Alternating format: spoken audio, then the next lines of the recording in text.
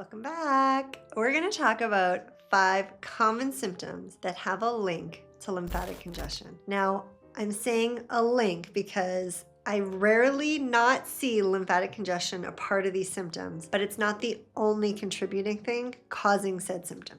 Okay, so it doesn't mean that this is the only thing you need to do in order to address it or to have it go away, but it absolutely needs to be added in to whatever other protocols or regimens that you're doing in order to help address these symptoms. Now you're gonna wanna stay till the end because the last one is probably the most surprising to most people. And if you're brand new and have no idea what the heck to do, I'm gonna tell you where to start so that you can start to get your lymphatic system moving the way that it's supposed to. All right, the first common sign or symptom that I see happen with lymphatic congestion that is rarely talked about is bloating. Now you might be like, bloating, what do you mean specifically? I'm talking specifically about like that distended belly, upper abdomen, like I feel gross feeling. Now, how can lymphatic congestion be linked to that? Well, there's 2 reasons. Number 1, remember our lymphatic system is part of our waste removal system. It's responsible for removing the waste fluid. And so if that waste fluid isn't moving and it's therefore accumulating, especially in our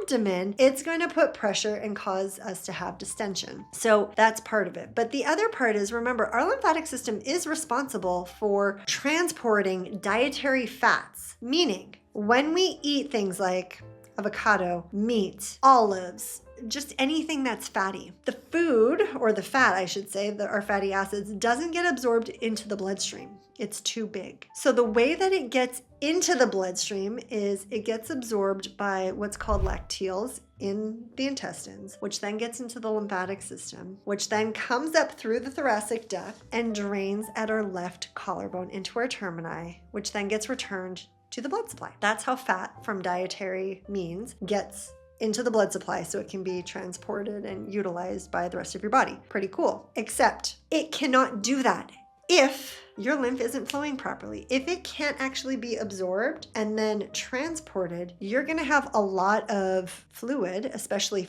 fatty fluid, which is called chyli, sitting there. Now, this is yet another reason why some people, when they have bloating, they also have additional abdominal weight, not always, and that's because the lymphatic system isn't transporting the dietary fat, which then means that fat can leak back into the interstitial space, causing an accumulation of unwanted fat, i.e. hard to lose weight, easy to gain weight, all the things. So bloating is one of the most common symptoms that I see when there is congestion within the lymphatic system, and therefore we end up with bloating. Number 2, heavy legs. Now, if you got heavy legs, you know what I'm talking about. All I have to say is heavy legs. If you're like, what does that mean? It ultimately means that as the day goes on, your legs begin to feel swollen. They begin to feel heavy. Your skin feels more sensitive. It feels like it's being stretched. Your clothing, especially like pants and shorts, begin to feel almost tighter by the end of the day. It takes more effort for you to like pick up your feet and move around. Like you just feel heavy. Your lower body feels heavy. Well, part of the reason is because gravity is ultimately preventing lymphatic fluid from flowing up. Therefore, it's accumulating in your legs. Now, this is one of the reasons why people tend to experience things like lipedema in legs. It's usually bilateral and it's usually in legs. It happens far less though in our arms, but bilaterally in our legs. And gravity is part of it, not to mention lifestyle and things like that. And we can get into that maybe in another video. So if you're somebody that has heavy legs, you have fluid accumulation by the end of the day, your ankles are swollen, your knees are sore, your legs feel distended, that can absolutely be lymphatic congestion. And what I find a lot of times is contributing to it is not diaphragmatic breathing, meaning individuals that have this symptom are not properly diaphragmatic breathing, and diaphragmatic breathing and belly breathing are not the same, meaning belly breathing does not mean you're activating your diaphragm. And truly, one of the only ways to pull fluid up from our lower body is by diaphragmatic breathing. The other one is sitting too much. So what we're doing is we're compressing our groin lymph nodes. Another thing that can happen is trauma. So if we've had trauma in our lower torso body, we can end up having more fluid accumulation there. So heavy legs is definitely contributed to lymphatic congestion. Number 3. We're going to come up a little bit, but stick with the heavy feeling. Dense breasts. I cannot tell you guys how many women have told me when they started to implement lymphatic drainage, the way that I teach it, that their dense breasts have gone away. And it was confirmed through mammograms or thermography. So it's not just like how they felt. It was legit told to them by the technician that, oh my gosh, your breasts are so much less dense. Now, don't get me wrong. There'll be some people who are like, oh, it's because you're getting older. Right.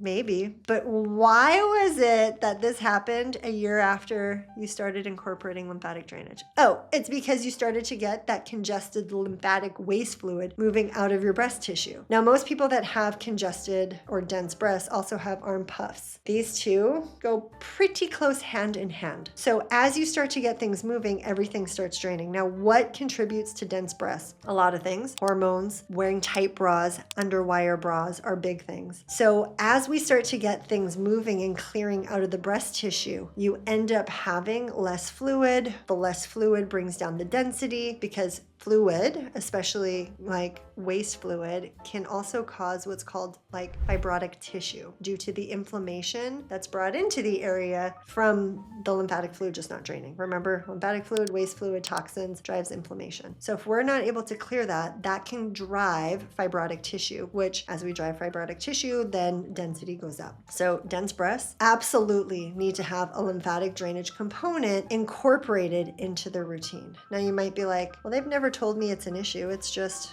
I just have dense breasts. Okay. We're not supposed to have dense tissue, not in that sense. And what we find and what ends up happening is people that have dense breasts also have a harder time getting diagnosed when there is something truly wrong. So the last thing that we want is to cover up something that might be going on under the surface, especially if it's as simple as implementing some basic lymphatic drainage. The 4th thing is actually brain fog. Now, you might be like, well, what the heck? Brain fog, that's a hormone thing. Hear me out. Our brain drains at night. And so if we're not getting good sleep, if we're not getting deep sleep, our brain can't clear itself out. So what happens as we age? Our sleep gets worse.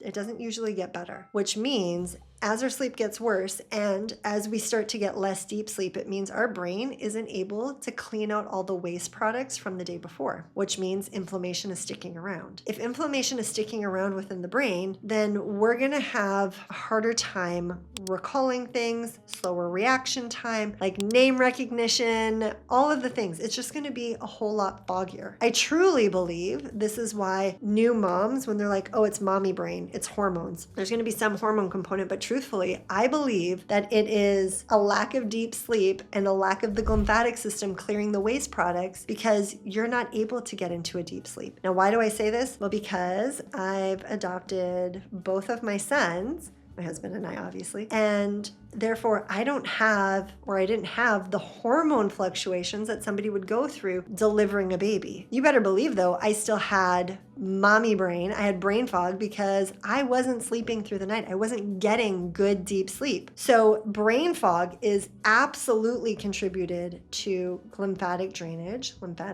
So what do we got to do? We got to get better deep sleep. How are we going to do that? Well, we're going to support the lymphatic system, make sure everything's clear so that our brain can drain. And then the last one, number 5, cellulite. Now, before you rip me a new one and you're like, cellulite, oh my God, it's not cellulite.